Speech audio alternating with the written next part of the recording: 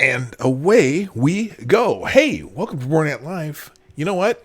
I got a lot to do today, but we made sure that the plans I had got a little stream in before we go. So, if you're ready, let's play the intro.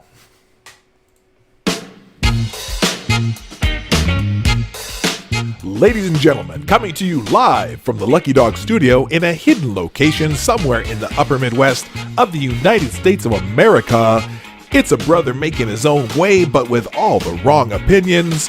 Welcome to the Morning Night Live with your host, yours truly, Dawg Knight.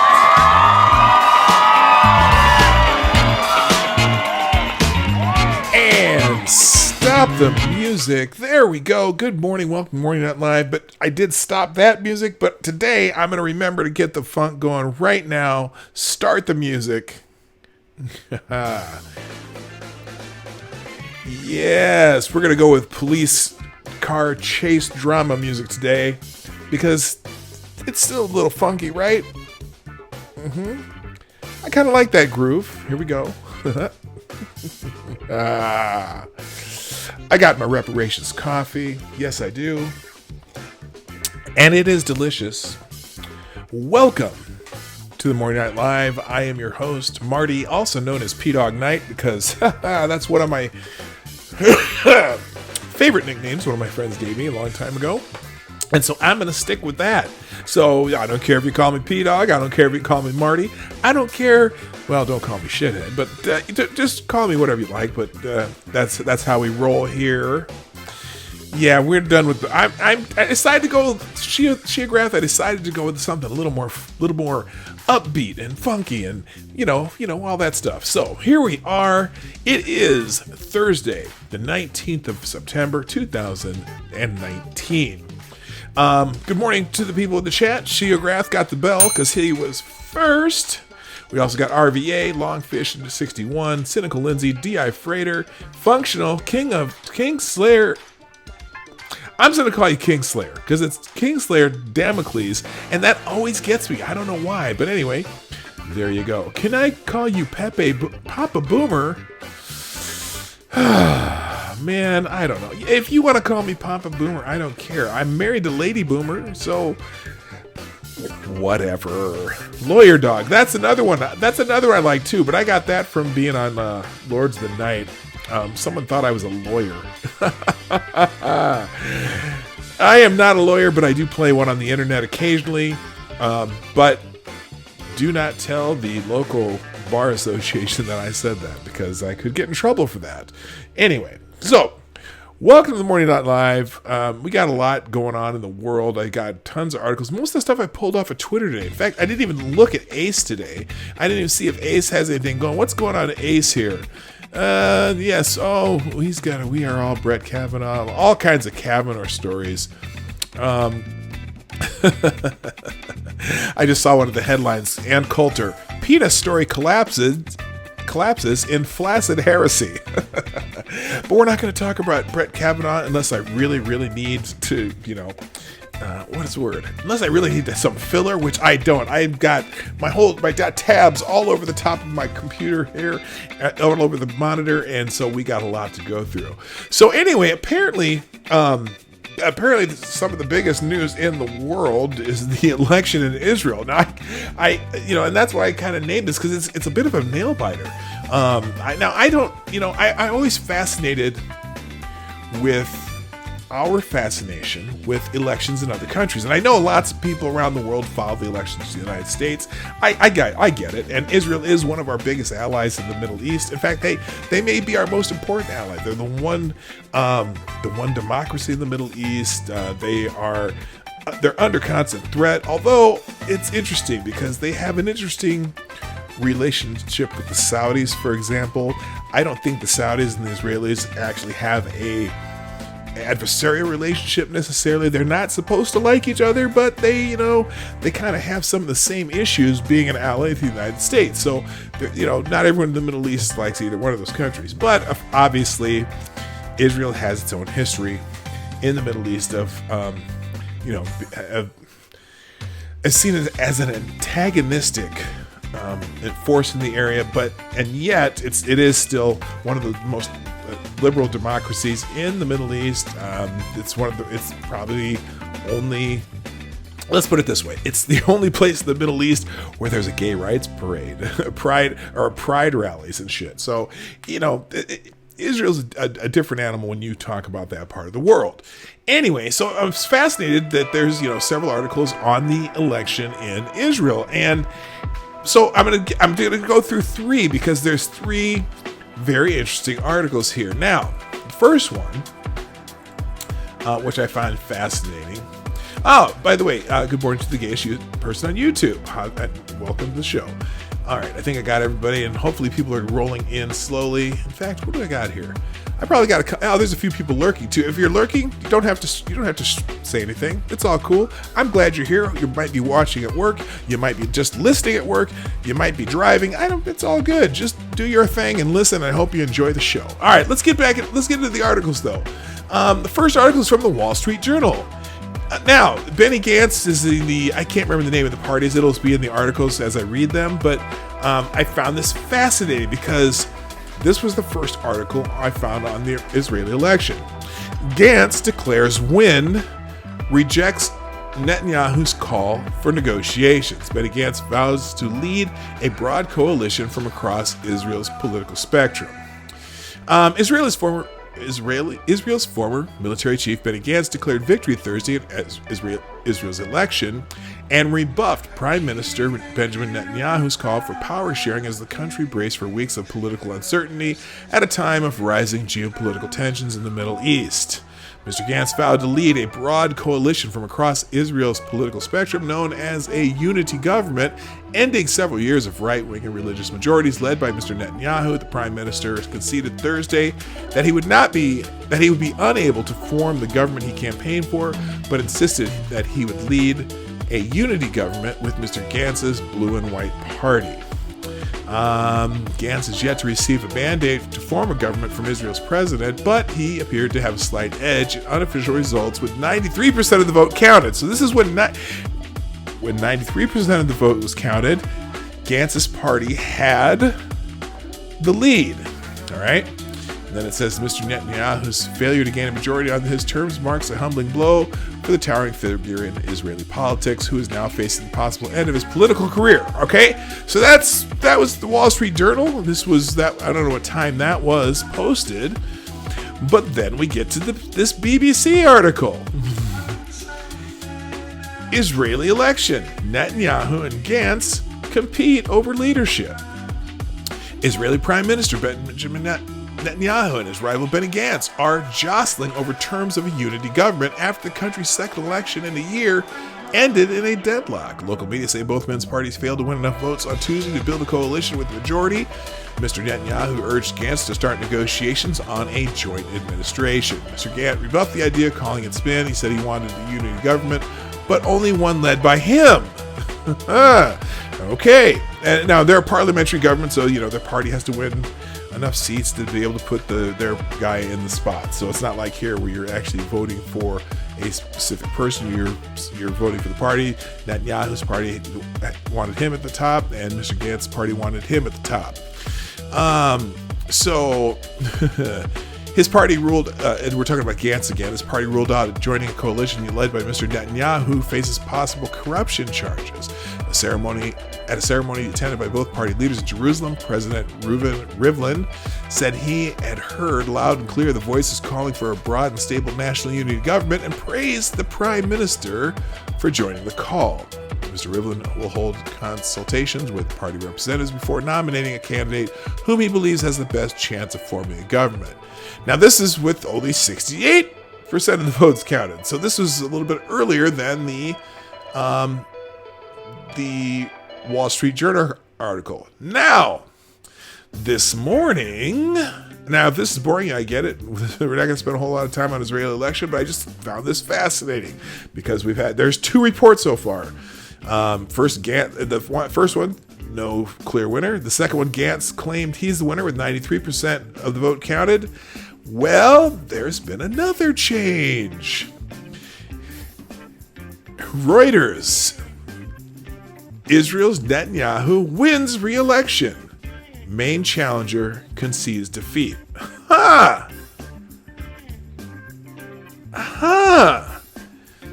Israeli Prime Minister Benjamin Netanyahu secured a clear path to re-election on Wednesday, with religious rightist parties set to hand him a parliamentary majority, and his main challenger conceded defeat.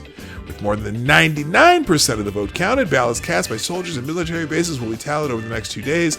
Netanyahu's conservative Likud party look likely to muster enough support to control 65 of the Knesset's 120 seats and be named to head the next coalition government. It would be Netanyahu's record 5th term as premier. In a televised statement, Yair Lapid, number 2 in the centrist blue and white party, led by former General Benny Gantz, said, "We didn't win this round. We will make Likud's life hell in the opposition." Fascinating. U.S. President Donald Trump, who Netanyahu featured on campaign billboards to highlight their close relationship, phoned to congratulate him on his re-election, the Israeli leader said, adding that he thanked his American ally for the tremendous support for Israel. Now that's amazing, okay? Could you imagine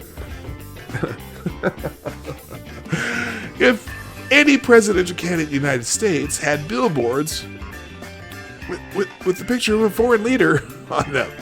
It's just amazing. Yeah, Russian bots. Yeah, I think the Russians had something to do with this. I think the Russians wanted Netanyahu, so they went in and hacked the voting machines. And oh wait, I don't know if they even have voting machines in Israel. Who knows? Who knows? But still, Netanyahu tweeted that Trump had called him from Air Force One. The president was on a flight to Texas. So, yeah, that's fascinating. So now it went from dead heats, well, to them thinking that Gantz's party won to, again, it's just, the Likud has taken 65 seats of the 120, and so that means the blue and white party, I think there's several parties, but if Likud takes 65 of the seats, that's a clear majority.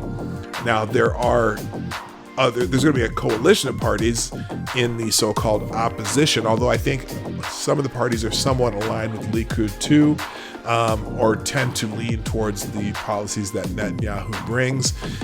It'll be interesting because now they also want people to, they had this corruption trial, I guess, for Netanyahu.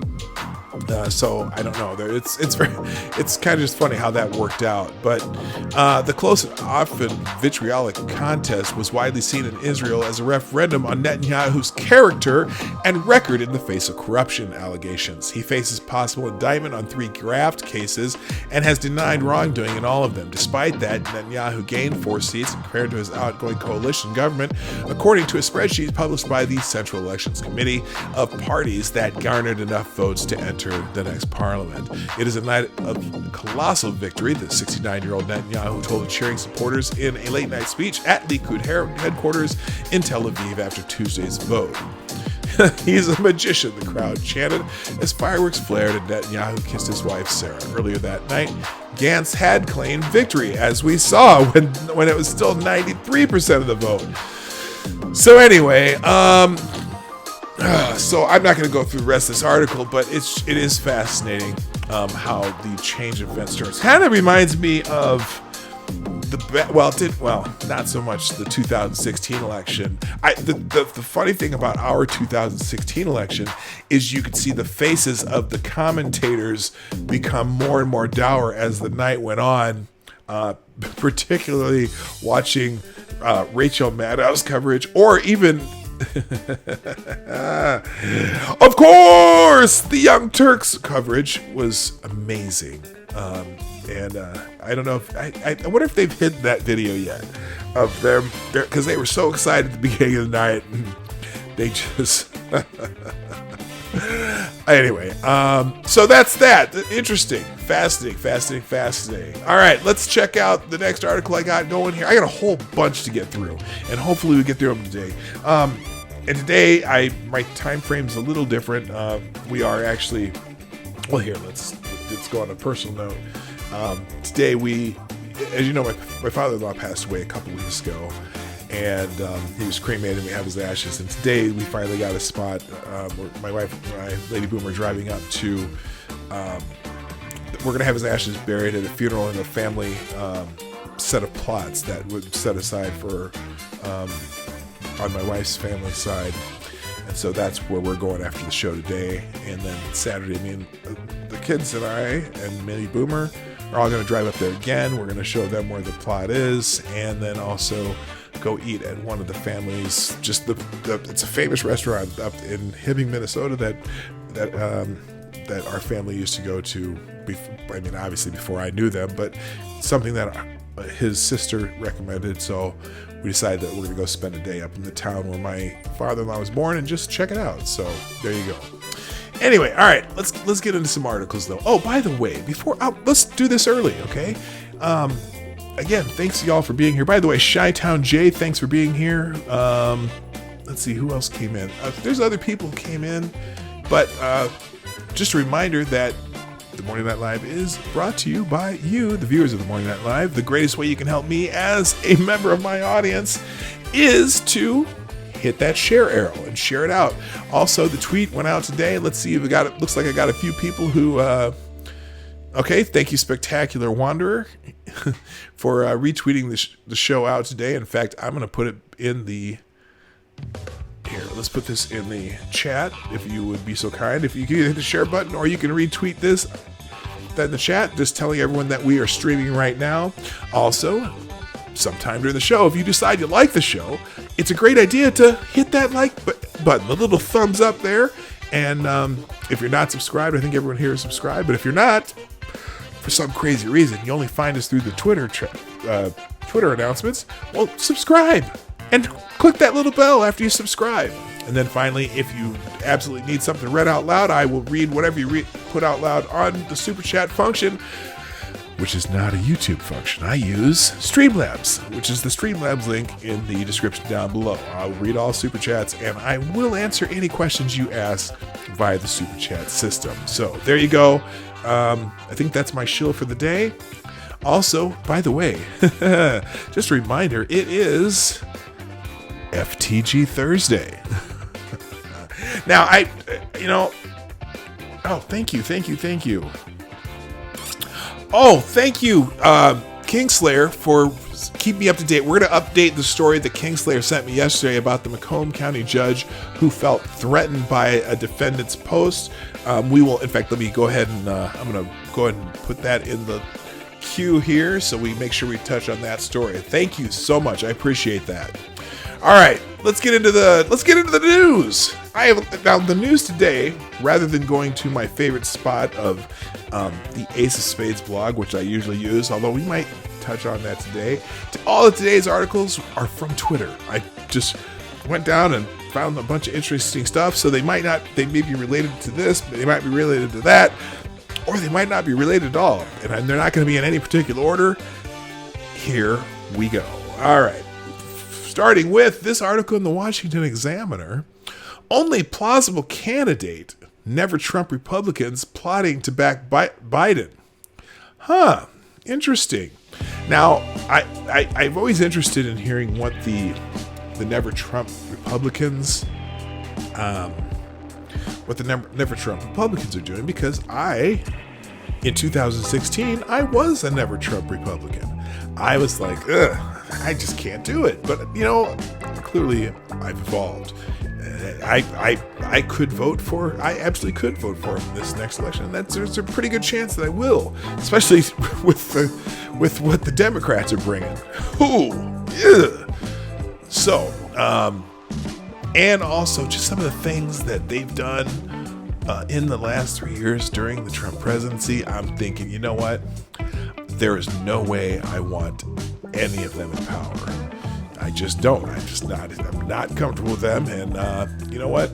I don't like Trump's style, but the substance and the actual things that the government are doing, I'm fine with. So maybe that's probably it's the route I could do it. But there are still lots of never Trump Republicans who just absolutely despise him. And so now Republicans opposed to President Trump are quietly preparing to support Democratic frontrunner Joe Biden, backing what could materialize in the primary as he attempts to fend off a surging Elizabeth Warren. Ooh, man, you know, yes, I kind of get it. Joe Biden could be somewhat of the safe status quo type candidate, but I think Joe's losing his damn mind. I'm just saying, have you heard him speak lately? He's losing his mind. Let me just stick to the article, though. Some Republican operatives active in Never Trump circles are discussing what form support for Biden might take and the timing. Groups such as Stand Up Republic, co-founded by prominent Never Trump Republicans Evan McMullen and Mindy Finn. Oh my gosh, I actually considered Evan McMullen when I voted in 2016, but it just something about him started going off the rails, and I never understood it. But I couldn't do it. I ended up voting for the Sweet Meteor of Death, the best candidate ever. Thank you, Sweet Meteor of Death. I wrote in Sweet Meteor of Death. If you've never seen that article, I might have to play that video sometime. The Never Trump could target disaffected GOP voters in key micro battlegrounds with finely tailored advertising in a bid to boost Biden in the Democratic primary. So, are some Republicans going to jump ship, register as Democrats, and go for Biden? I just don't think Biden is sentient. Is that the word, sentient? Whatever. Biden's losing it. I'm telling you, he's losing it. Biden, 76, is the most likely Democrat to receive measurable support from the Never Trump crowd, most of whom quickly concluded that the president does not face a realistic threat from 3 Republicans challenging him in the GOP primary in 2020. Biden is probably the only plausible candidate the Never Trumpers could support, said Jim Dornan, a Republican operative in Washington who maintains relationships with anti-Trump Republicans. And everyone's favorite anti-Trump Republican, Ana Navarro Cardenas. Oh my God, she's nutcase. Ana Navarro Cardenas, a Florida GOP operative who backed Jeb Bush in 2016 and has been close to Senator Marco Rubio, attended a Biden campaign event last weekend, sitting in the front row, stroking her dog Cha-Cha. Please, please, please, do not let that be a euphemism.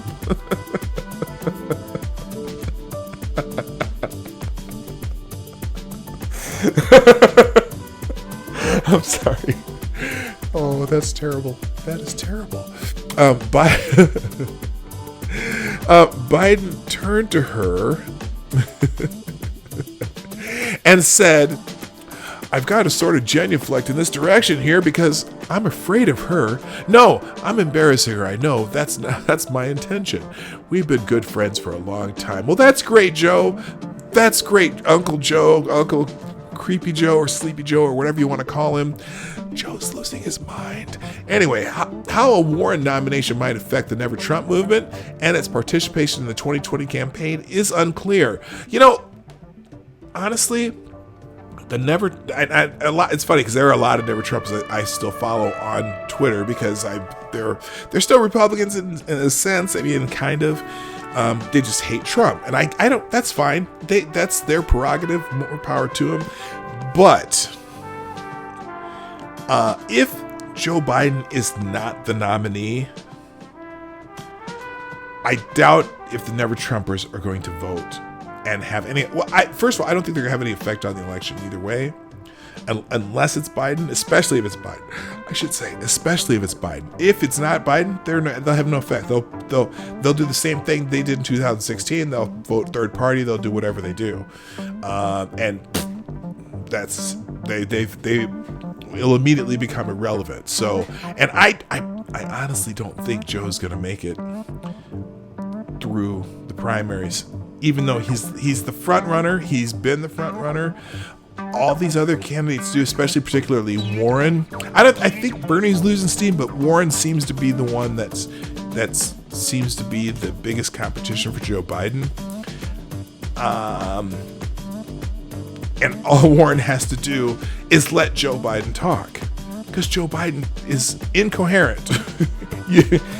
It's completely... we'll have some examples maybe tomorrow, but he's completely incoherent. Anyway, some Republicans in this community who believe Warren's policies are a different sort of extreme than Trump, but equally dangerous to the country, might channel their opposition into helping one of the president's long-shot primary challengers, or get behind an independent candidacy, should one develop. Other never-Trump Republicans insist that the label means exactly that. If it's Elizabeth Warren, that presents a real problem because she may have a lot of plans, but most of them are terrible, said Sarah Longwell, a veteran GOP operative and outspoken anti-Trump Republican.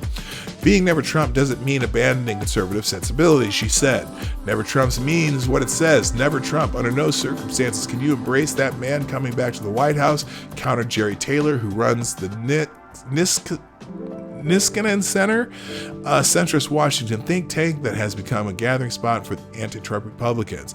Most never-Trump Republicans that I traffic with are of the mind that any electoral outcome that doesn't return Donald Trump to the White House is a good outcome, save for the wild card Bernie Sanders. You know what? Nope. Because Supreme Court nominees. Because taxes. Because all these right now, all the Democrats are having a contest on who can give you the most free shit. But guess what? Giving everyone free shit means you're giving free shit using other people's money. It's really easy to be a candidate and say, well, I'm going to take money from them. I'm going to by force of the bullet and give it to you. Hey, how much free shit can I give you? They're bribing the electorate. And it's I'm sorry, if you are truly a conservative or Republican or whatever, you're not going to vote for that. Biden is status quo, but Biden ain't going to make it. I'm just saying.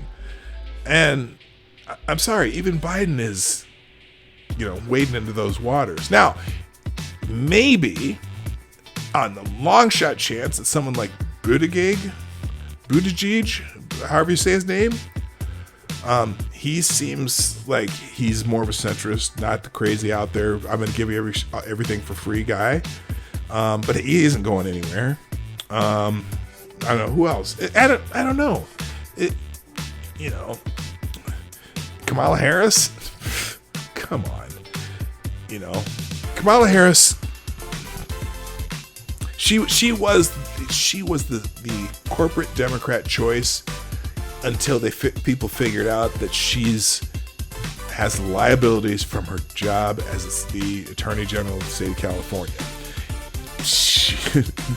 She ain't getting nobody's votes. Anyway, so fascinating. I'm not going to read the rest of the story, but yeah, what are never Trumpers going to do? Who knows? All right, moving on. Booty Judge. Is that right? Buddy Judge. Buttigieg? I don't know. I can't. Buttigieg. I think it's Buttigieg. All right, Buttigieg. Is that what? That has 80 cop team up movie written all over it. Look for new for 1989. Buttigieg. All right. Hey, good morning, Spectacular Wanderer. Good morning, Straight Sith Male. I'm glad you're here, and I think I'm just keeping up on who's here at least. All right, here we go. Next story. Here's father of Parkland victim pushes for different focus to prevent future shootings. Now, this is a local Florida channel who put this out, although the byline is Washington. As Congress attempts to find a consensus on gun-related legislation in the wake of several mass shootings, the father of a Parkland shooting victim is sounding off about what he believes is the root of the problem. Now, before I even continue on this, so the wake of several mass shootings, there there are always mass shootings, at least by the definition of mass shootings. But you notice, and I'm still noticing this, excuse me, I gotta scratch my shoulder blade there. Not all of them get coverage, and not all. I'm becoming more and more fascinated how news stories make the national news versus looking at local news. And I'm going to start scouring a lot of local news stations just to find stories that you probably never heard. For example, the gang stuff going on not gang stuff, but the wave of attacks in Minneapolis, for example, the robberies where people are getting beaten silly. There's also a slew of those stories out of New York City that they just get no national coverage, and it fascinates me why certain stories get covered and certain stories don't. But I digress. It's more than a year and a half since Andrew Pollock's daughter, Meadow, was killed at Marjorie Stoneman Douglas High School. My daughter was just sitting there waiting, praying for someone to come and help her, Pollock said. She called 911. Everybody did, and no one came to help her, he added. After several recent mass shootings, lawmakers at Capitol Hill are pushing to restrict guns with legislation to increase background checks and ban high-capacity magazines. Pollock, however, believes that isn't an appropriate solution. I looked into it over a year of research. Hang on a second. Turn this down a little bit. Oh, I just realized. Here, I'm going to turn I have the music up too high, don't I? Can you guys hear me okay? Let me know if you can hear me okay. No, not Ilhan's District. Well, downtown is downtown part of Ilhan's District. You know, just real quick, I saw your question there, functional. It's been happening in downtown Minneapolis. Now, Ilhan's District, I guess downtown's part of it, but no one really. I mean, there are some areas in downtown where there's a lot of residential, but this is happening in kind of the district where most of the bars, clubs, the stadiums are. It's very, very strange. I don't know. All right, let me go. Pollock, however, believes. Okay, so lawmakers at Capitol Hill are pushing to restrict guns with legislation to increase background checks and ban high-capacity magazines. Pollock, however, believes that isn't an appropriate solution. It's fascinating too. There's a lot of people who have. I couldn't remember. Oh, that's right. All of Minneapolis is in her district. That is true. I was thinking. Okay, I thought there used to be part of Minneapolis that was in a different district. But anyway. It's fascinating that you hear about the parents and, peripheral victims of some of these shootings who are all anti-gun, but you rarely hear from the ones who don't agree with the gun-grabbing kind of legislation. Anyway, Pollock, however, believes that isn't the appropriate solution. I looked into it. Over a year of research, he explained.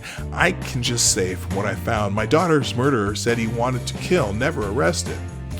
To stop a lot of it, we need to, when people are mentally ill, they need to be committed to the full extent of its on their background, so they won't be able to purchase a rifle. Suspected Parkland shooter was legally able to purchase the firearms used to kill 17 people that day, despite multiple red flags. I'm not big on red flag laws, though, but I get where he's going here. Those failures are chronicled in Pollock's new book, Why Meadow Died: The People and Policies That Created the Parkland Shooters and Endanger America's Students. Here's the other thing, too. This is still. It's still a man bites dog event. Yes, we want to stop this from happening, but you got to remember, we focus so much on these events and not where there's actually problems. But that's a topic for another day. He was so dangerous, he wasn't allowed in with the backpack, and they had to frisk him, Pollock said, but they didn't tell the parents. Now, my message to parents is you don't get that excuse anymore that you didn't know. Really? So the kid was dangerous, and they said the kid was dangerous. He wasn't allowed to school with a backpack. They had to frisk him, but they didn't tell the parents. Why is that? I'm guessing there's probably some rules against that. They're not allowed to tell. They're not allowed to tell parents a lot of things, right? They don't. In fact, they don't. In some places, they don't even want you to tell you. They don't even want to discipline kids because they're afraid of getting sued. So there's a whole kind of vicious circle when it comes to this kind of stuff. Senator Rick Scott, Florida, who was Florida's governor at the time of the shooting, is still looking for answers from the FBI after they received tips about the gunman before the shooting, but never took action. Now there's a problem. They never took action. The FBI in the case of Parkland or any of the other shootings in our state where the FBI had prior knowledge, why can't they tell us if anyone has been held accountable, Scott said. Every mass shooting, Pollock said, he thinks of the victims who are helpless without any way to defend themselves. Understanding and tackling bureaucratic failures is something Pollock believes will ultimately lead to less mass shootings instead of restricting access to guns. People tell you time heals, not with this. I think of my daughter constantly. My life will never be the same, Pollock said. And then President Trump expressed interest in an app that would make background checks more accessible to gun sellers. Pollock also said it is an idea he could support. So yeah, there's no monolith on, you always hear from David Hogg, or you always hear from, what's that, Mom's Demands, but you don't hear from the other side of this often. So I'm glad at least they're letting this guy's story be prominent. But again, notice, this is a local news station that's telling you this. You're not hearing this on the national level. Of course, what's the Kyle kid's name that they decided he couldn't go to Harvard anymore? He was a prominent voice, but really, again, you heard of him from either local news stories or on Twitter. But man, if David Hogg breathes on a mirror, national news picks him up and he gets the interviews and shit. So it's just fascinating. Here we go. Next story. The guy from Saturday Night Live that they so this Shane Gillis guy who, is supposedly the Saturday Night Live's way of, trying to attract conservatives, and then they found out he made some Asian jokes, so now they fired him already. So Shane Gillis decides he jokes a little bit about the SNL firing Asians and funny Trump assassination at a New York show. Shane Gillis did not hold back at his first stand-up show since being fired from Saturday Night Live. Last Thursday, the comedian was named one of 3 new cast members to be joining the NBC sketch comedy series this season, which kicks off September 28th, and will welcome Chloe Fineman and Bowen Yang. Hours after the announcement, a slew of recent racist and homophobic slurs. Hey, it sounds like a Jesse Smollett article. Oh, wait a minute. I don't have any FDGs so far, do I? Well, there aren't any yet. There'll be some, don't worry. This might be one of them. Hours after the announcement, a slew of recent racist and homophobic slurs, Gillis made on his podcast, Matt and Shane's Secret Podcast, surfaced on Twitter. He was let go from SNL money. The other thing, though, so he made some Asian jokes. Bad taste, clearly in bad taste.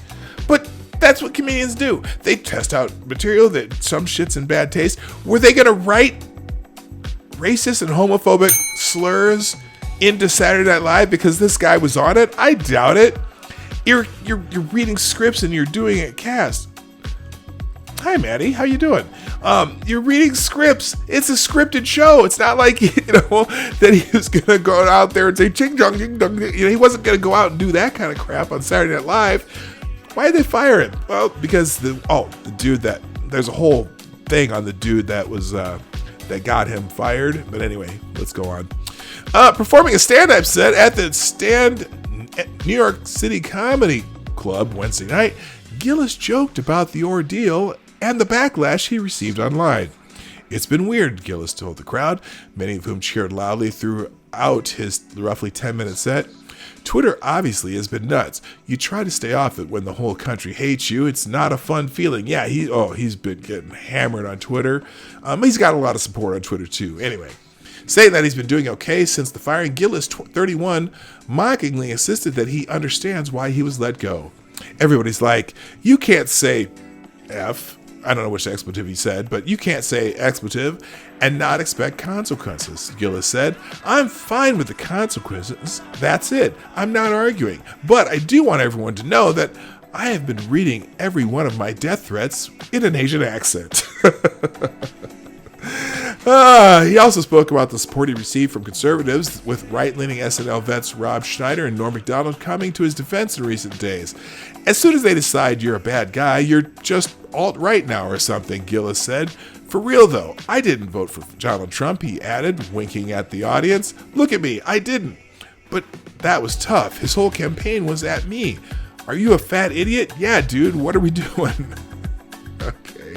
Trump is funny, Gillis continued. He's funnier than anyone I know. If Trump was the next comet, he'd bury me. He'd come out and be like, fat, loser, fired.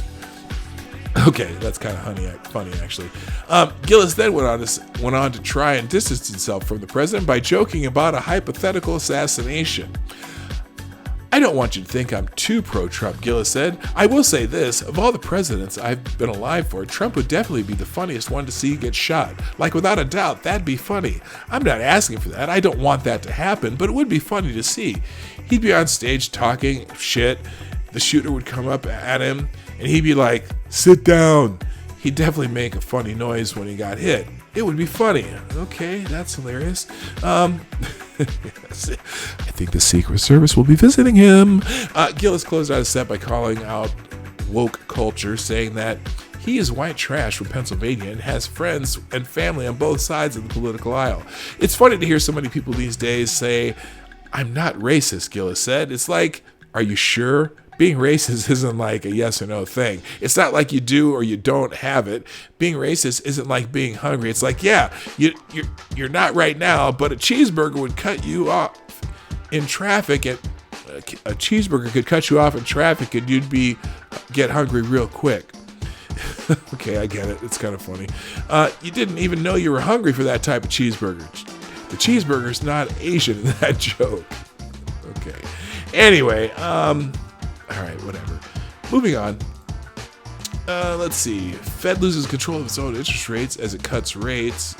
And this just doesn't look good. I'm always concerned about the full salt lick of salt. But anyway, as the Fed was meeting to consider cutting interest rates, it lost control of the very benchmark rate that it manages.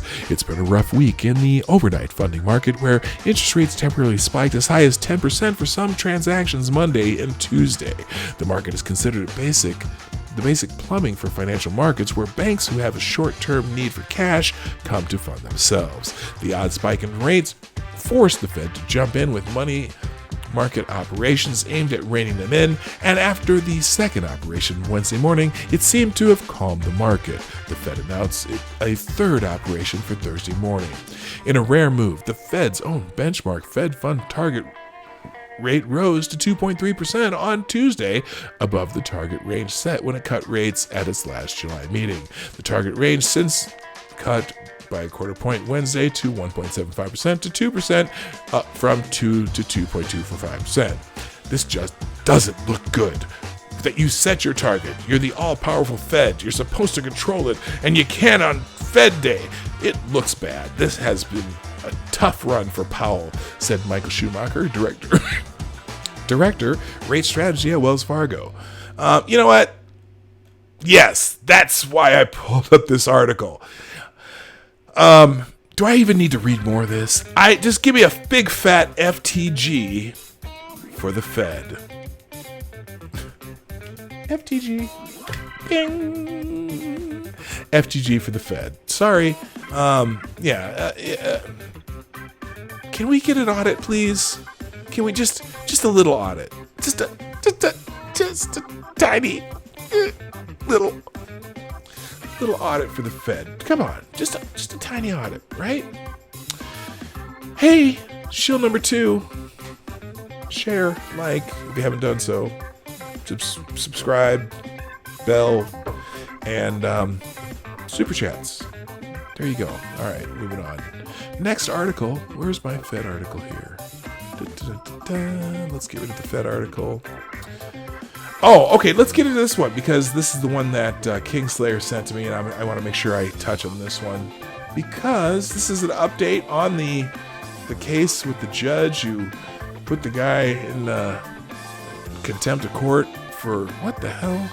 I don't want to get this off my screen. How's that? Anyway, Macomb County judge describes how defendant's post felt threatening. So this is an update to the story from yesterday. Macomb, God, get off my screen.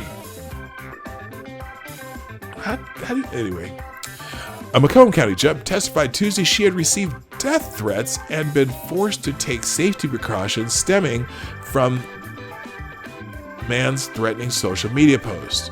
Macomb Circuit Judge Rachel Rancillo, who first took the stand Friday, continued testifying in 41B District Court in Clinton Township in the case against Jonathan Vanderhagen, who is accused of making threats against the judge in relation to his child custody case. Rancillo, who first took office in January 2017, testified she was concerned about a posting of a photo Vanderhagen holding a shovel over his shoulder with Rancillo's initials scrawled on the handle and other posts mentioning her family. But she said it was the culmination of about a dozen or more postings in July that put her in fear for herself and her two children, ages 10 to 17. Now that, if a judge can jail something for feeling threatened by words, we are fucking doomed. Concerned about a posting of a photo of Vanderhagen holding a shovel over his shoulders with Rancillo's initials scrawled onto the handle and other posts mentioning her family. I'm curious. It wasn't just one post, she said, at one point appearing to choke back tears. It was a compilation of it all. I was scared something was going to happen to myself and my children. The death threats I've been getting as a result of this stuff is horrifying. I'm terrified. It continues to this day. The Macomb County Sheriff's Office was contacted about the threats and are monitoring the situation, according to a court spokesman. Rancillo said death threats may have been inspired in part by a YouTube video made by another person that include Rancillo's home address following publicity surrounding Vanderhagen's second jailing in late July. Rancillo said she hired a security person for her house, installed alarms at her home, and prevented her children from playing outside due to the postings. Vanderhagen, 35, of Chesterfield Township, is charged with malicious use of a telecommunications device, punishable by up to 6 months in jail and a $1,000 fine for posting comments and images about Rancillo related to his late son, Killian, who died at 21 months in September 2017 while under the care of his mother. His jury trial began Friday in front of Judge Sebastian Lucido. The courtroom was full Tuesday with supporters of both Vanderhagen and Rancillo, according to Rancillo's parents and sister. He's being held on a $500,000 bond that was raised July 24th from $10,000, 10%, which he posted after he continued to post following his July 11th arraignment and release. Got mixed feelings. It's weird. It's certainly a First Amendment case, in my opinion. And also I think the excessive bond, based on maybe the max sentence and fine. Wow, this is a tough one. People hate child murderers. She didn't murder the kid, though. But was she negligent in forcing that kid to be with his mom, which is a possibility? But yeah, man, I have no idea. I have no idea on this one. Y'all chalk this one out, because that's him posting the picture of him with a shovel and her initials on it. Is that a death threat too? I don't know. That's weird. But the high bond prompted criticism by Vanderhagen's advocates. Yeah, I think the bond is way out of line. Vanderhagen's posted to complain about his custody case, which was assigned to Rancillo, a family judge in the Mount Clemens Court, although she never personally presided over the case. She didn't preside over the case? It was assigned to a Friends of the Court referee per court procedure. Okay, that's weird. Vanderhagen was granted custody of Killian and with his mother on was granted joint custody of Killian with his mother in August 2017, and on September 19, 2017, filed for full custody, accusing the mother of medical neglect. A hearing was scheduled for October, but Killian died September 22nd. Vanderhagen's post began June 26. Rensilio learned of them in July 7th, and she called the sheriff's office that night. Sheriff Sergeant Jason Conklin said Rensilio appeared shaken while talking to her. She was very upset. Okay, what? Okay, that didn't make sense. Anyway, she was very upset. She said you could tell she was fearful. It appears she didn't know what to expect from this person. Conklin said he didn't believe the post constituted an immediate threat, but ordered additional patrols on her street and be on the lookout for Vanderhagen's vehicle on the streets and for him at the courthouse, adding he recommended further monitoring and investigation. Okay, thank you, Mr. Noopoli, and good morning. Rensilio agreed the first posts by Vanderhagen in late June and early July were critical of the court system, but not threatening. But their content escalated into threats, she said. The shovel image posted July 8th was one of those, she said. There was a general feeling of it, very dark, ominous, scary, she said. I don't know how else you could take this, that he was going to bury me. The image was accompanied by Vanderhagen's comment, data back to digging, and you best believe I'm going to dig up all the skeletons in this court's closet. Vanderhagen's attorney, Nicholas Somberg, during the questioning of Rensilio, called the comment a figure of speech meant to indicate that he was researching the judge allowed under the First Amendment. Rensilio said she became most disturbed about postings mentioning her family and information that indicates he dug up all this stuff about me, including a repost of a series of cartoon panels on her Pinterest account. He also posted one or more screenshots from Rensilio's Facebook post about a medical condition shared by the first-term judge and her niece, and an image of him in reference to it, she noted. Vanderhagen also asked Rensilio to walk a day in my shoes in a post. Okay, that's nothing there.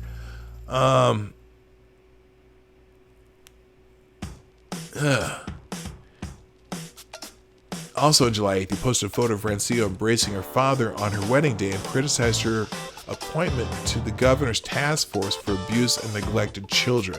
Now, that's the criticizing her for the appointment is fair. I don't know why anyway. Rensilio said she was upset by a video she viewed in which Vanderhagen mentions her elite group of family mansions, yacht clubs, and silver spoons. In a post, he mentions Showtime and Judgment Day. That crossed the line from being angry at the system to personally attacking me, she said. Now he's coming after my family, which made me feel harassed and personally attacked. When asked why by Assistant Macomb Prosecution Elizabeth Rittinger if she resided in a mansion, Rensilio replied, I wish. We don't have yachts and mansions, she said.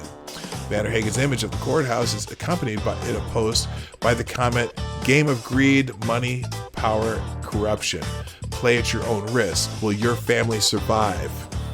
He says it's your choice, doll. Choose wisely. Now you get into this and you start hearing some of the things I get about the child safety. But man, it's I don't know. That I'm reading what he wrote, some of the threats are a little bit ominous, but I'm not sure if the court's dealing with this correctly or not. 3 videos by Vanderhagen were available to view in the courtroom at the trial, but Rensilio said the most intimidating videos was not among those and had been reviewed. None of the videos were shown in court. Sheriff's Detectives Mark Morfino testified Vanderhagen admitted during his police interview that he could see how someone could view these posts as threatening. Under questioning by Somberg, Morfino admitted that he told Vanderhagen he didn't think Vanderhagen intended to threaten. There's a lot of mixed messages throughout this thing. This is crazy. I don't know. All right. So I guess y'all gonna have to decide on that one. I'm torn on parts of it. You know what? I can understand him being mad at the court and mad at the system. I don't know if you take it personally with the particular judge. I know the kid is dead, and there's ways to show your disdain for the court, but getting real super personal with a judge is I understand the anger. Absolutely, he should be angry, and if she made a mistake, she should be professionally. What's the word? Professionally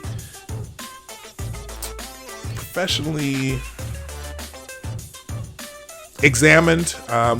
Help me with the word I'm trying to think of here.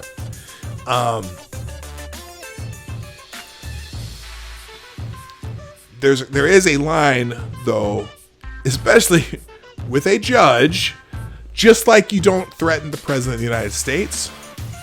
And there's a lot of people online who I think should be scrutinized very highly, and perhaps, but she should be scrutinized professionally. Pulling out pictures of family, the shovel thing, I don't know, man. It's a tough one. It's a tough one, but hopefully, I see y'all are having a nice conversation about this in the chat, and that's what we're trying to do here: stimulate conversation. But yeah, that's. I don't know, man. All right, let me check my DMs real quick. I got another one here. Thank you, Mr. Nonopoly. Okay, we'll put that in. Hopefully, I'll get this one. If not, I don't. What did I do there? If I don't get this one today, I will get to it. I will definitely look at this one tomorrow. But I'm gonna put this. Move this down here so it's still in the queue. There we go. All right, let's move on here. Put under judicial review. Thank you, Dawg. And if she acted improperly, man, she should be sanctioned as much as possible. But still, it's tough when you're talking about a court. You can talk about the court and how they screwed up, but getting personal with the particular judge, that's one of those lines, man. That it's yes, he's a dad who lost a son. He could care less about anything. Instead of jailing him, we should get him some grief counseling. Absolutely. The dude needs grief counseling, and if there are legal remedies he can take against the judge, that's exactly what he should be doing. When you get into the judge's personal life and put anything out there that could be considered a threat, that's where you kind of, there's a fine line again. If she screwed up, the other part of this is the procedure that they have. So it said though she was the assigned judge, she wasn't involved in the decision. Somehow it was it said in here, I can't remember what it was, because oh yes. Okay, so here it is. Vanner Hagen's posting complained about his custody case, which was assigned to Rancilio, a family judge at the Mount Clemens Court. Although she never personally presided over the case, it was assigned to a friend of the court referee per court procedure. So now, okay, the court, so that court procedure probably should be taken into question. She was the assigned judge, but that's the procedure is basically what caused whatever joint custody in a potential dangerous situation. So that's what he should be fighting if that is what happened. If that is that her call or not, I don't know. That's what I don't understand about this article, or the last article I read. He's attacking this personal judge because she was assigned the case. But apparently court procedure doesn't have her presiding over the decision yet, unless maybe if they appeal the friend of the court referee. I don't know, man. Man, that's a tough one. It just sucks. All right, let's move on to the next article. I'm going to keep this one open because I want to look at that again later and kind of decipher that. How are we doing here? Okay, we're good for time. Let's go on to the next one. Oh, yeah, everyone's favorite, at least the left's poster boy for what they wish Donald Trump was, Justin Trudeau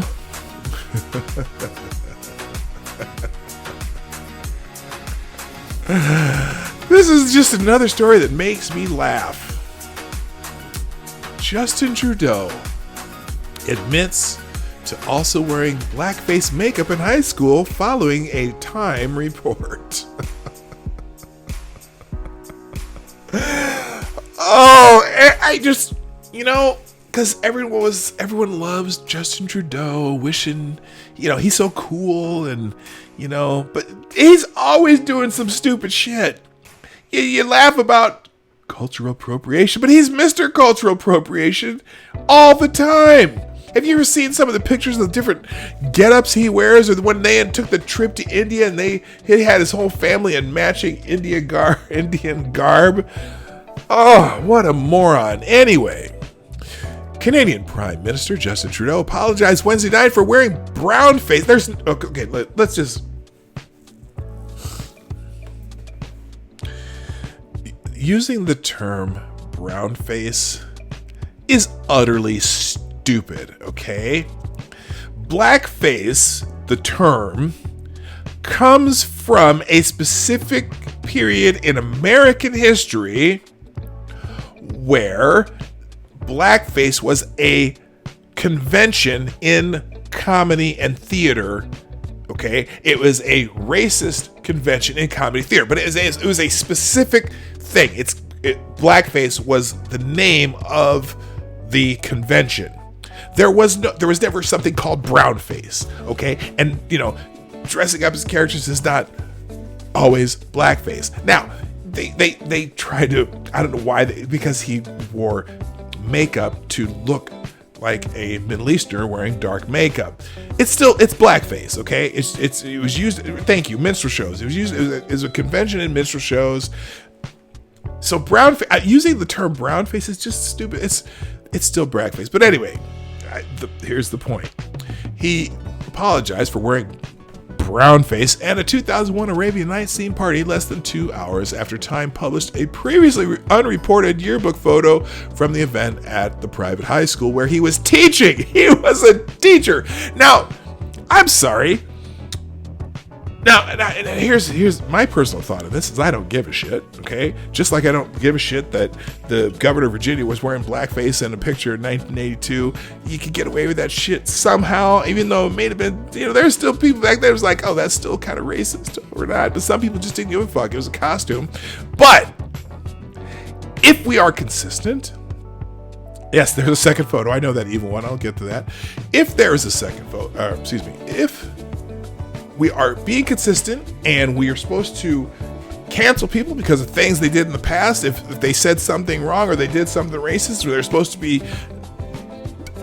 abolished from society, it should also happen to people who are woke now. Sorry, because they fired the dude. Well, now, granted, the Saturday Night Live dude was making the Asian jokes not that long ago. This was from 1980 or 2001, or the dude from the governor of Virginia was from the mid 80s. But consistency would say that this person should step down, right? Just step down. But anyway, in a new revelation, Trudeau also admitted he wore blackface makeup in high school to sing Deo, a Jamaican folk song famously performed by African-American singer and civil rights activist Harry Belafonte. When I was in high school, I dressed up at a talent show and sang Deo, Deo, daylight come and me want to go home. Deo, daylight come and me want to go home. Come, Mr. Tallyman, tally me banana. Daylight come and me want to go home. Come, Mr. Tallyman, tally me banana. Daylight come and me want to go home. Anyway, the publication of the photo embroiled his campaign in scandal, with the Canadian reporters asking why he had not been forthcoming about the image if he knew it existed. Look, this is a photo from 2001. This is something from high school. Come on. Forthcoming how? Oh, you know what? Hey, I'm running for... My name's Justin Trudeau, and my party's trying to get me to become prime minister. But hey, let me make sure that I tell you about a photo that I took in 2001, just in case you want to change your mind about me. Yeah, duh. Anyway. 5 weeks before the election day, on October 21st, Trudeau is in a dead heat with the Conservative Party, according to CBC News Poll Tracker on September 18th, which aggregates all publicly available polling data. The Conservative Party and the Liberal Party were polling at 34.4% and 34.2%, respectively. The New Democratic Party was polling at 13.5%, and the Green Party was polling at 9.7%. There he is in all his glory. That's the, what's that? The Arabian Nights party at West Point Grey Academy, the private school where he was a teacher and he should have frickin' known better. Anyway, responding to the brown-faced photo to reporters, Trudeau acknowledged he was in the picture. Well, no shit, he's right there, which shows his face, neck, and hands darkened. I shouldn't have done that. I should have known better, and I didn't. And I'm really sorry, Trudeau said. During a statement which he made aboard his campaign plane in Halifax, Nova Scotia, Trudeau was asked multiple times by reporters if he would resign. Well, of course he's going to resign, right? Because you did that thing back in 2001. Oh, wait, no. The Prime Minister avoided answering the question directly. I take responsibility for my decision to do that. I shouldn't have done it. I should have known better, he said.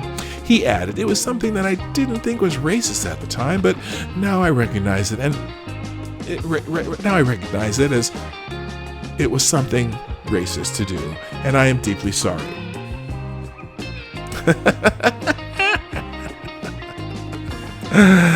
When asked about what he has to say to members of his staff who are part of minority groups, Trudeau reported, I have a number of calls to friends and colleagues tonight, and I will have many more calls to make. And here's his picture back from when he was singing Deo in high school. Got the whole fro wig and everything. You can sing that, you know what, let me just tell you something. If you're going to go sing some songs from way back when, they happen to be by a brother, let me just say that here's some professional opinion by the brother in the house who happens to run the show.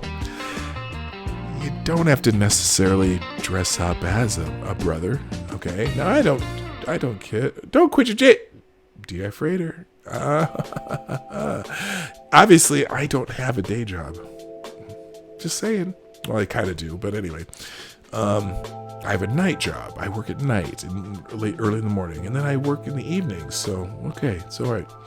Anyway, Trudeau went on to say, I've worked all my life to try and create opportunities for people to fight against racism and intolerance. And I can just stand here and say that I made a mistake when I was younger. I wish I hadn't. Of course you wish you hadn't, sir. But you know what? It's funny. You know what that sentence was right there? And I know I didn't put it on the screen, but anyway. That is, I have virtue. I have virtue. Don't make me step down. Please don't make me step down. Okay, there's a lot more to that story. Here, this is a Time magazine story. I'm going to put the rest of the chat. I'm not going to read this whole damn thing. It's too damn long. There you go. Hammer Time. Hammer Time's in the house. How you doing, MC? How you doing? Who else is? And someone else came in that I didn't say hi to yet. Evil One, I didn't say. Oh, hi, Evil One. Hi, Marsupial Gamer. And Mr. Noopoly, even though I've already talked to you. Good morning, Maniac Man. And a few others. There's a lot of people here now. And I'm so glad you're here. Welcome to the show. Welcome to Morning Night Live. I'm so happy that you're here, like I said. All right, I got a couple more. We're going to have to do some Twitter trends here pretty quick. I didn't even get through half my list today. Let's see, what am I going to, let's decide here. You know what, we'll do just the headlines, and we'll go from there. Let's start. This one is, Chick-fil-A offers support to cancer patients receiving chemo. Yes, the evil and homophobic Chick-fil-A does some good things too. You know what though? I bet you So they offer support to cancer patients receiving chemo, unless they're gay. Just saying. Chick-fil-A noticed a customer undergoing cancer treatment and offered to help brighten up the chemo room for her and those who are undergoing treatment alone. Chrissy Morrison, a young woman from Oklahoma who recently began chemotherapy, during her first chemo session, Morrison tweeted about how grateful she was to be surrounded by family and an unreasonable amount of Starbucks and Chick-fil-A. She also noted that many other chemo patients were receiving treatment without support from friends or family. Chick-fil-A noticed Morrison's tweet and responded Wednesday with an offer to brighten up the chemo rooms for those patients who are battling cancer alone. Morrison expressed her appreciation for the Christian Sandwich Company's offer a few hours after it was made. Chick-fil-A's offer to support to cancer patients gathered 1,000 likes and many responses, and I'm sure that there were plenty of people the LGBT community who like to protest them were protesting Chick-fil-A helping cancer patients. Anyway, no, that's not true. I just made that up. But you know how things go. The next one. 2 Amish men escaped police after being pulled over for drinking and driving their horse and buggy. How do you escape police driving a horse and buggy? Let's just look at this. A sheriff's deputy is on patrol in North Bloomfield in the heart of Trumbull County's Amish country when he spots a buggy. Inside, he sees 2 Amish men drinking spiked iced tea. Oh, on top of the buggy. Wait, hold up. Stop. Check this out. Okay, so they got some twisted tea in there, but check out this right here. They got two big ass, like 15-inch subs and some mid-range. These guys got a sound system in their buggy, man. What's going on with the Amish? What the? There's something going on. I think they've been getting some stuff. They've been getting some notoriety on some of these TV shows. And look at this. Okay, they are highlighting this. All right, here we go. Let me finish this up real quick. Drinking spiked iced tea. On top of the buggy is a 12-pack of beer. They're drinking and driving. He also spots something unusual for an Amish buggy: a stereo system with large speakers. They were thumping some like 90s iced tea.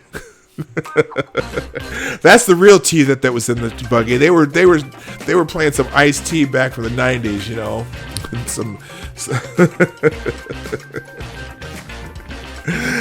Or maybe they're just playing some Meghan Trainor or something, you know, all about that bass, no trouble, all about that bass, no trouble. Maybe not. All right, come on. Younger members of the Amish community often experiment with influences from the outside world, but authorities in Trumbull County say they have a duty to enforce the law in Amish country the same way they do in the rest of the county. So I'm curious, though. Okay, so you're drinking and driving in your Amish horse and buggy, right? But the horse is doing all the work. Is the horse drunk? That's what I'm wondering. Same thing. Zombie Teddy, you thought the same exact thing I was thinking. I'm just saying. Okay. But then they escaped. That's the funny part. They escaped in a horse and buggy. Oh my gosh! Talk about Keystone Cops. Let's go. Anyway. Oh, this one was weird. This is in Newsweek of all places.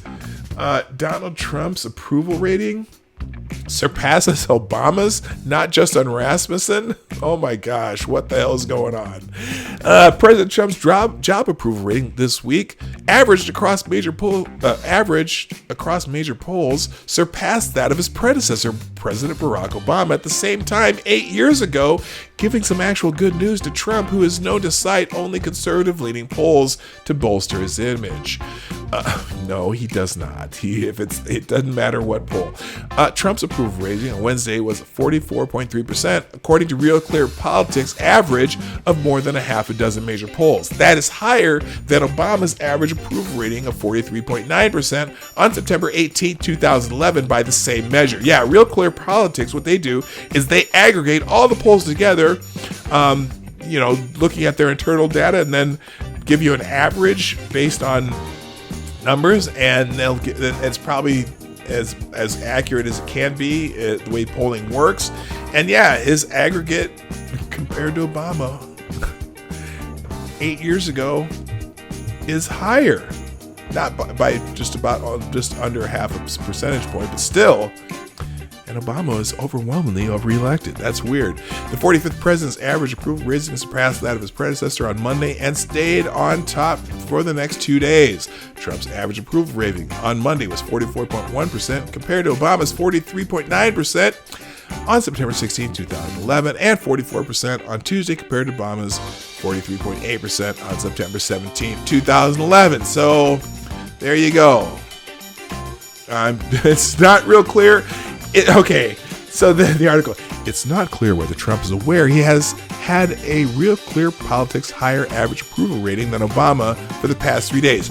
No, it's 100% clear whether or not he knows that or is aware. You know how you know whether or not he's aware of that?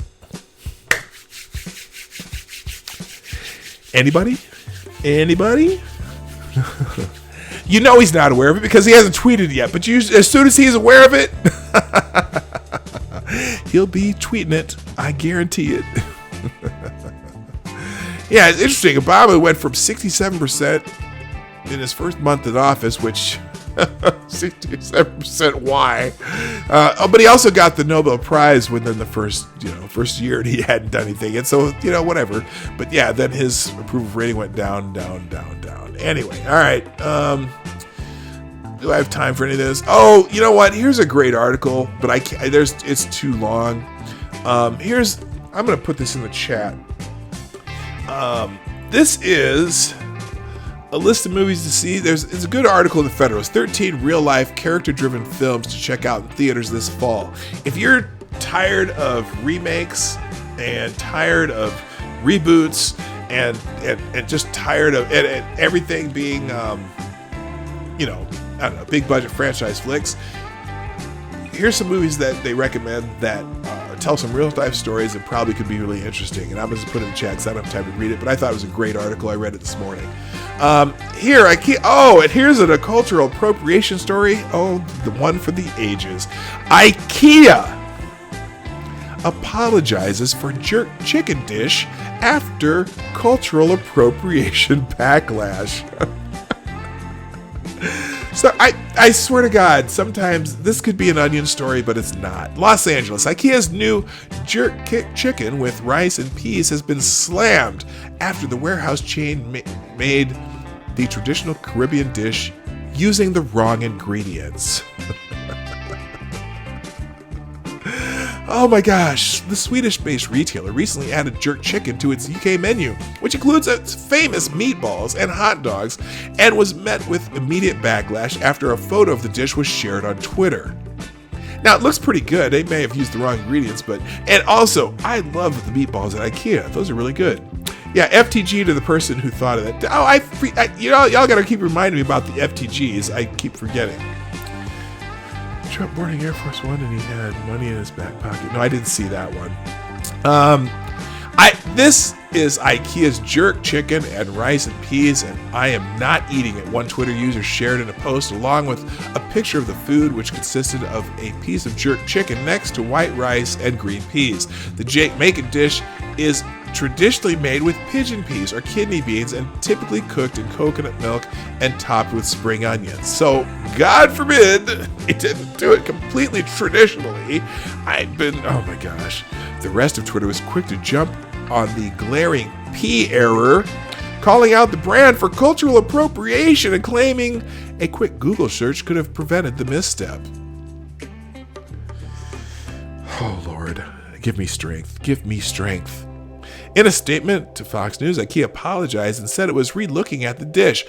IKEA is a Swedish home furnishing company with a much with a much-loved food offer. We take inspiration from many countries around the world and have always worked to combine different flavors and ingredients to offer delicious, healthy, and affordable dishes. We're aware that our new jerk chicken is served with rice and peas and contains some conversation and has created some conversation and, in some cases, offense. Our intention was to create a dish for many people to enjoy, but we appreciate that we may have got it wrong. Oh my gosh, they're apologizing for cultural cultural what? Appropriation? I'll tell you what. If you are of Jamaican descent or a brother who thinks you have some kind of Jamaican, some sort of what's the word? Claim to anything Jamaican, don't shop at IKEA, because that's cultural appropriation too. Get the fuck out of here. I can't believe it. Critics. Okay, and then I'll just go through the headlines and go through, because I got to get to some Twitter trends. Critics say Rambo's Last Stand is a racist call for Trump wall. Okay, apparently the fifth installment of Sylvester Stallone Veteran Saga gets slammed as pro-wall propaganda and much worse, apparently because he's battling Mexican drug cartel people. I just may go see it now. I wasn't going to, but you know what? I might just go see it. Also, Betsy DeVos got slammed for visiting a school that refuses to accommodate trans children or trans students. What? What the hell is going on here? This is the headline. DeVos to visit school that refuses to accommodate trans students. How can that? Oh, by the way, can I get an FTG for all those critics on the Rambo movie, please? FTG, thank you. Betsy DeVos to visit school that refuses to accommodate trans students. Let's read this article, because this is terrible. What is she doing? Education Secretary Betsy DeVos will attend a roundtable on Thursday at a Pennsylvania Catholic school that subscribes to anti-trans student policy? What? Harrisburg Catholic Elementary School. Catholic Elementary School in Harrisburg, Pennsylvania is slated to host the event according to a department press release and is subject to the Diocese of Harrisburg's student policy on gender identity questions. Catholic Elementary School. This policy characterizes gender-affirming surgery an option for some transgender individuals and understood in Catholic moral terms of self-mutilation and therefore immoral. The attempt to make accommodations for such persons would be to cooperate in the immoral action and impose an unacceptable burden on others in the school community, the policy reads. She's attending an anti-trans school? Oh, she's going to go to a meeting at a Catholic elementary school. The policy asserts that students' parents agree that they will not publicly act in opposition to Catholic teaching. Oh my God. That headline is really amazing. To visit a school that refuses to accommodate trans students. She's going to a Catholic elementary school. Okay, so they could have put, is it news that she's going to go to a meeting at a Catholic elementary school? Maybe, because, it's a private school, but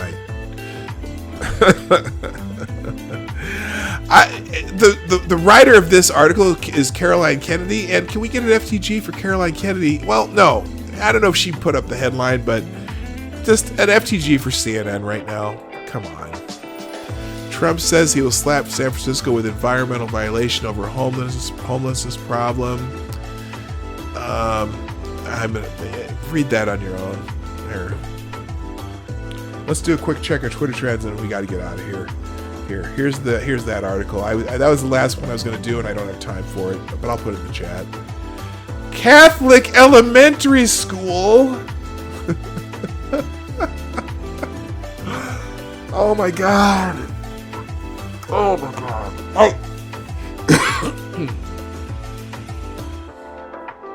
I get the feeling that somehow,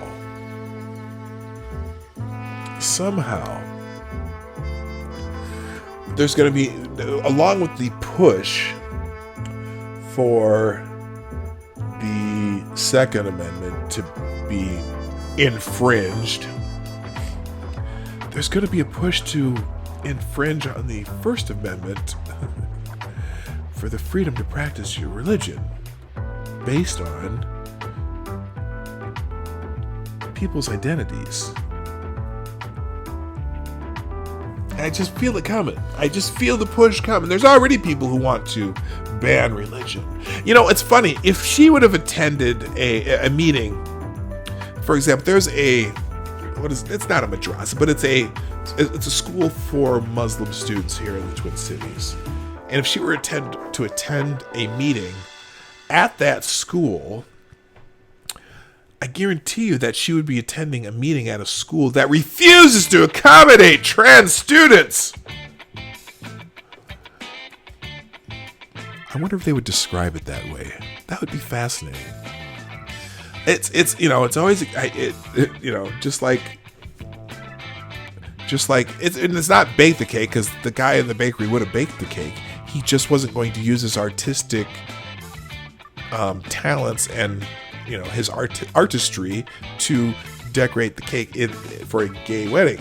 But I wonder if there's because remember, I think Steven Crowder did a video, and whether you like Crowder or not, I kind of think he's funny sometimes. He did a video where he went to a Muslim bakery in the Detroit area and asked to have a gay wedding cake made, and they refused him. But I don't think that the activists would ever dare go to a Muslim bakery, a bakery owned by Muslims, and ask them to make a cake, because it's always against the Christians. And I get it, they're an easy target because you do whatever. But FTG for CNN again, and so on and so forth. So let's real quick get into Twitter trends, and let's get the hell out of Dodge. By the way, thank you again for Evil One for sending me the Trudeau and blackface picture. Also, Dar Purveyor Perversion, aka Shiograph, I think that's Shiograph, for retweeting the stream. Also, Scarleth. Looks like you liked the tweet, whatever. So thank you everybody who retweets and shares the stream out in the public. Let's get into quick Twitter trends and get the hell out of Dodge. Arr! Arr! You're wondering why I'm talking like this. Arr! Do you know why I'm talking like this? Where is Pete today? I don't know where Pete is. Arr! Matey, where are you, Pete? Pirate Pete, where are you today? Do you know why? You know why? Trending number 1 on Twitter today is it's Talk Like a Pirate Day. Are you embracing your inner pirate today? That's trending number 1 on Twitter. Let's see. Let me see. Now I know that's very annoying, isn't it?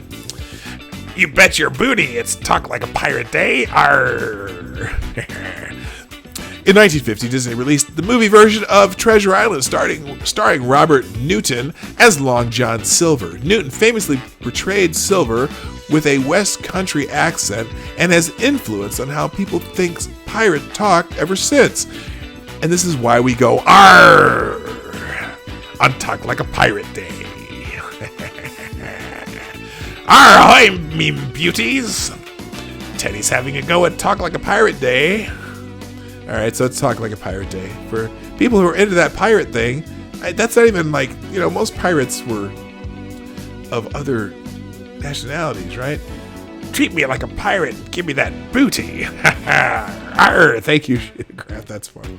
All right, number 2 is Stephen Miller is trending. Which Stephen Miller is it, though? Vice President Mike Pence has tapped former Department of Homeland Security aide Kate Waldman as his new press secretary. What does that have to do with Stephen Miller trending? I don't know. Let's go down here. Considering the policies he pushes for in public, imagine what Stephen Miller is talked about in private. I thought he said in pirate. Trump troubling promise will extradite Stephen Miller to Transylvania. Clicks on Twitter to see number one trends is dating Stephen Miller. What? I'm not a fan of the carceral state, but if you are responsible for upbringing of children, and she's both working for Mike Pence and dating Stephen Miller before the age of 30, you should be in maximum security prison. Why is he trending? Oh, is it because Kate Waldman dating Stephen Miller, and that's why he's trending? People are willing to do many things, including sleep with Stephen Miller for power, prestige, and career advancement. Pence may well be POTUS soon, so can see why it would seem attractive. Don't think Waldman thought this all the way through. Why would Pence isn't going to be POTUS soon? Oh my gosh, these people are they're wish casting constantly. What? Here's something dates Stephen Miller. I legit just threw up in my mouth. Oh my god. No, not Stephanie. It's Stephen Miller. Stephen Miller? Oh, I see what you're saying. Stephen Miller, is that how he said? Well, some people say Stephen, some people say my son's roommate's name was Stephen, spelled the same way. So there's some. It depends. Okay, Stephen Miller. So that's why. Okay, Kate Waldman, Stephen Miller's girlfriend. 5 facts you need to know. I don't necessarily need to know any facts about her. That's why Stephen Miller's trending, because Kate Waldman is being appointed to Mike Pence for something. Whatever. Thursday thoughts. Okay, we'll do one. Thursday thoughts. Hey. Democrat donor Ed Buck injected me with meth at sex toy-filled apartment. These boys are not just dying of an overdose. It's not a coincidence another person has died in the same home during the same situation. Yeah, dude. Please, there's your fattest FTG of the day, Ed Buck. Ed Buck. Fuck that guy. Thank you, Bread Barian, for the $2 Streamlabs donation and super chat. The Bread Barian says $2 for enriching us with the stream today. Donut spend it all in one place. You are the best, Bread Barian. Thank you so much. Oh my gosh. Third black man says Ed Buck injected him with crystal meth right after sex. These guys are dying. You know what? They're going to reopen the first 2 cases. I guarantee it. Right now, the whatever charges he's being brought up on, the maximum penalty is like 5 years, 8 months. But now there's 2 other men have died in his place. This guy's going to testify that he injected them with the drugs after sex, as it said in that headline. So now those other 2 cases are going to come up. This guy's he needs to go to jail for however long he needs to go to jail. FTG for that dude. All right, Joe. What did I say? FTG and Joe Buck as well. Yeah, FTG, man. Here's your Thursday thought of the day, though. 6-year-olds laugh an average of 300 times a day. Adults only laugh 15 to 100 times a day. Be 6 again. Yeah, man. Enjoy life. You gotta laugh. Right? All right. Next thing, after thoughts and Thursday motivation, I'm skipping. Trudeau's trending number 5. FTG to Justin Trudeau. DC statehood. Oh gosh, there was a hearing in DC. There was a hearing in Congress yesterday talking about making DC a state. Now, here's Donna Brazil. It's long overdue to give taxpayers in DC the right to vote in the U.S. Congress and 2 senators who can approve our judges and support our goals. this DC statehood push is going to be Democrats who... oh my God. So, because they want to increase the chances of having Democratic senators. It's fascinating. Good morning, DC. Today, DC statehood goes national in more ways than one. I'll be on MSNBC at 11:30 a.m. to discuss this. You know what? It's they didn't get what they wanted, so they're trying to change the rules again. And so they're fighting for DC statehood. Stan and the mayor of DC, stand with me today and the 702,000 residents of DC for the historic DC statehood hearing. Is that today? They had one yesterday too. Oh man, right now, okay, they're testifying for Congress on HR 51, the Washington DC Admission Act. DC residents pay the highest per capita federal taxes of any jurisdiction. Taxation without representation is wrong. It's time for DC statehood. Okay, how about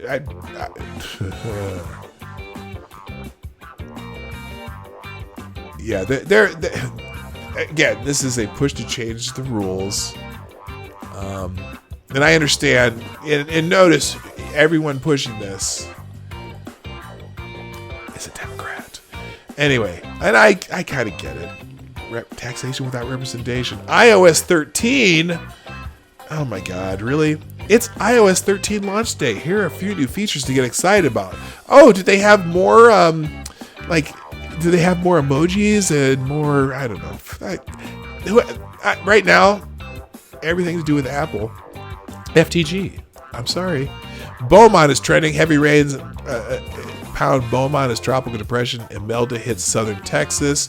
So there's some heavy rains in Texas. If you're down in southern Texas, please be careful today. Some flash flooding emergencies around the area, so be careful. Moving on. Number 9, Harvey's trending. Why is Harvey trending? This is after Hurricane Harvey. I thought I would never see totals like this again. Below rain accumulation over the last 12 hours from Imelda. These totals are so high that our software cannot display what amounts properly. Okay, so that's in Beaumont, Texas. Got to be careful there if you're in Beaumont. Worse than Hurricane Harvey. But it's a tropical storm. But more rain's falling, so whatever way. You're not having the winds, but you're still having the heavy rain, so be careful. Soledad O'Brien, I think it's Soledad's trending. I think it's her birthday or something. Or maybe not. Yeah, happy birthday to Soledad O'Brien. I'm not a fan of Soledad anymore. I don't think I ever was. There's nothing worse than doing nothing and saying nothing when your voice is needed. Soledad O'Brien. Born this day, September 19th, 1966. So she's 2 years younger than me, or a year and a half, or whatever. Kingswood. What is Kingswood? Anybody? Urgent message. Residents east and northeast Harris County, communities Crosby, Huffman, Kingswood, Atascocita, and surrounding areas should shelter in place, avoid travel. Is this about? Oh, this is also down in Texas. Flash flood warnings, Houston area, Beaumont area. Just be careful if you're down there and be safe, people. The cool is trending. Ooh. Hey, Zombie Teddy, today is my 30th anniversary for moving to America from, doesn't say where. In all these years, I've always heard people complaining about the Democrats. Have they ever been good? I don't know. Maybe, yeah. Look, let's put it this way.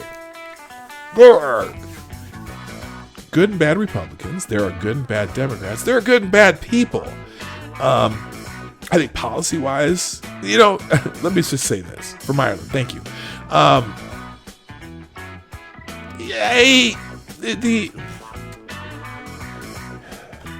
Bill Clinton was smart enough to go along with the Republicans on the budget.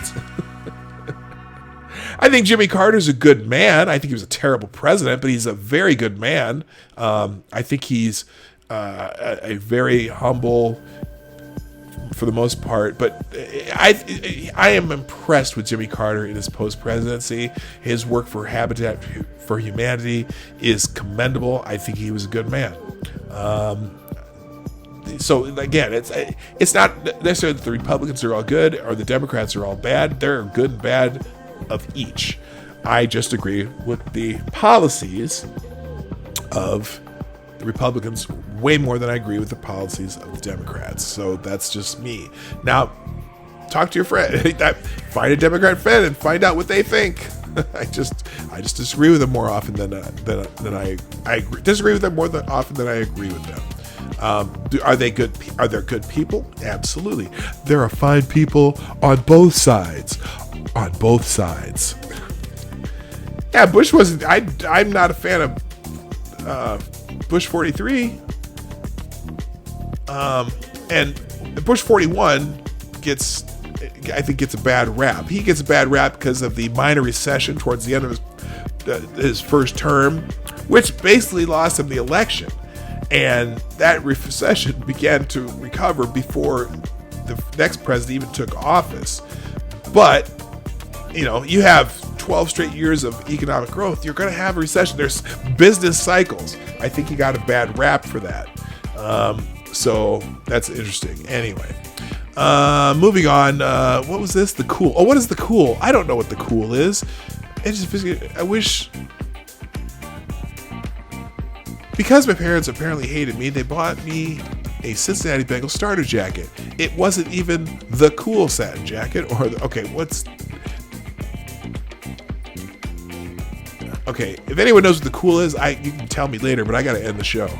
Clyburn. Oh, okay. Okay, let's look at what's left because I'm going to pick a couple at random. Not at random, but... Oh, this whistleblower is still trending number 19. You know what? I think they're propping up this whistleblower. This was trending at the end of yesterday. But let me go back to this. There's two in here. Clyburn's trending, which I always want to know what's going on with. If it's James Clyburn, sad day on the Hill. Oh, that's too bad. You know what? No fan of James Clyburn, but his wife, Dr. Emily England, passed away this morning. The couple married for 58 years. Wow, that's impressive, man. Met in jail after he was arrested in a civil rights protest. The House won't be in session on Monday, so members can attend her funeral per Heather Scope. Okay. Sad day on the Hill is Whip Clyburn mourns the loss of his wife. What an amazing way to find love. She and her husband, Congressman Jim Clyburn, also a member of SCSU class of 1961, were married for 58 years after meeting in jail during one of his incarceration for campus activism. That's quite a story. And may she rest in peace, regardless of what your feelings of James Clyburn are. It's a sad day. It is absolutely a sad day. And that's any couple that's married 58 years, my hats are off to them. I hope that I can brag about that someday myself. We'd have to double that out. That'd be another 25 years. How old am I? Yeah, hopefully we'll make it that long. But the marriage will. I'm just not sure it will make it that long physically. But that's very sad. So we definitely mourn for James Clyburn and his family. If you're a praying type, pray for them.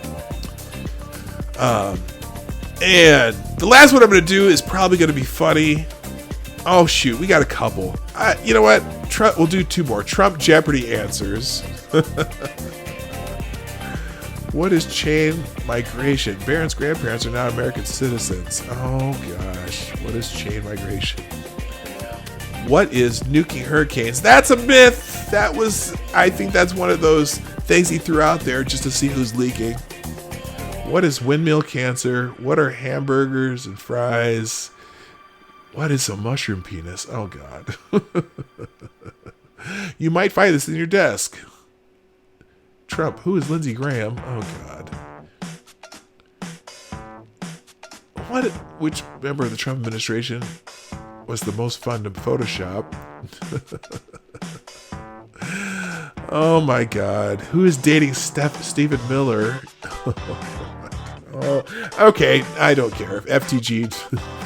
whole thread, because I will laugh at it, even though I think it's it's kind of mean. But anyway. Oh, and the other one. Okay, never mind. Everything else is gone. So that's it for today. I gotta be done. Gotta take a drive. So thank you everybody for being here. I hope you had some fun while we're here. You learned something, or your life was enriched and all that stuff. I certainly had fun today, and but we got to call it a day.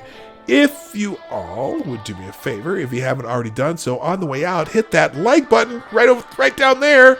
And if you're watching the stream after the fact, after the live broadcast, make sure you share it out on Twitter or any social media that you use. And for future reference, when I do take donations and super chats through the Streamlabs link down in the description down there. So I gotta go. Thank you so much for being here today. Let me kill this music because I gotta play the outro. Hey, I'm Dawg Knight, and I am out of here. Bye-bye. Have a great day.